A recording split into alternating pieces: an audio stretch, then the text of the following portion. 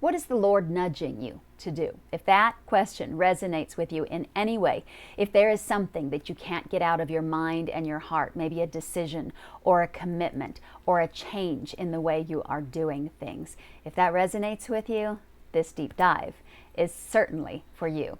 I will never forget when that first happened to me. I was just going on with my life, enjoying it, when I started to hear deep within my heart, if you do not move on from this, you are going to miss out on what I have planned for you. Louder and louder it got, the more I resisted it, like a drumbeat. If you do not move on from this, you're going to miss out on what I have planned for you. And ultimately I said, okay, God, you have it your way, I will go your way. And boy, am I glad I did, because that is when he set me on a new path, the path that led to seminary and to Deep End Ministries, and ultimately to my sitting here with you today. You know, there is someone else who tried really hard to ignore the Lord, the Apostle Paul. Most of us are familiar with his conversion account from Acts 9.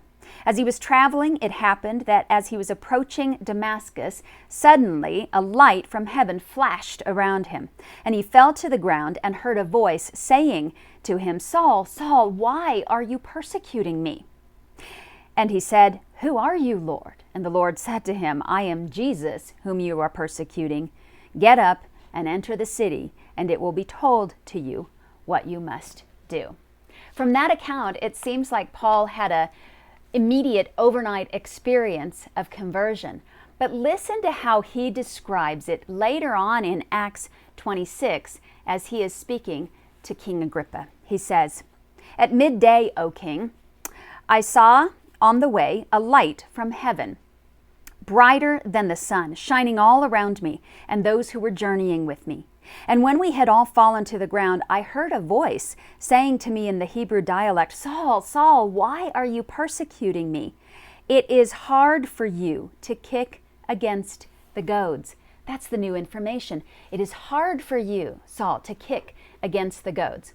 A goad was an implement that herdsmen used to herd their cattle or their oxen. It was a long stick that had a pointy, sharp piece of metal on the end of it, and a herdsman would use it to keep the oxen in line.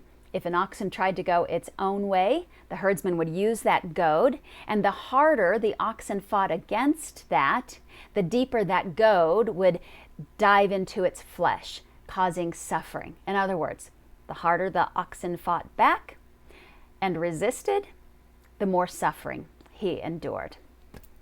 From Paul's account of his Damascus conversion, we actually learned that it wasn't a sudden overnight experience for him. It was something that the Lord had been prodding him on for some time, and clearly he had ignored it as he continued to persecute Christians. But ultimately, in that blinding moment, he could no longer deny the Lord, and he submitted to him. And oh, am I glad that he did, because the Apostle Paul wrote most of the New Testament and brought the gospel to Gentiles like you and me.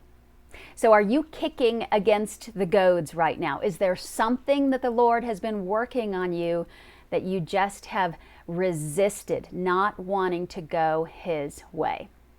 Take a cue from me, and more importantly, from the Apostle Paul. If God wants you to go there, you will go there, and it's better just to submit now, because the more you kick against the goad, the harder it's going to be. The path that he may be setting you on may not be an easy path, but it is one of great reward and far less suffering in the long run.